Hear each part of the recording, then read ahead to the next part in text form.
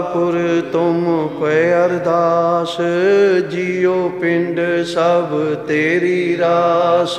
तुम मात पिता हम बारक तेरे, तुमरी कृपा मैं सुख गनेरे। कोई न जाने तुमरा अंत, ऊंचे ते ऊंचा भगवंत।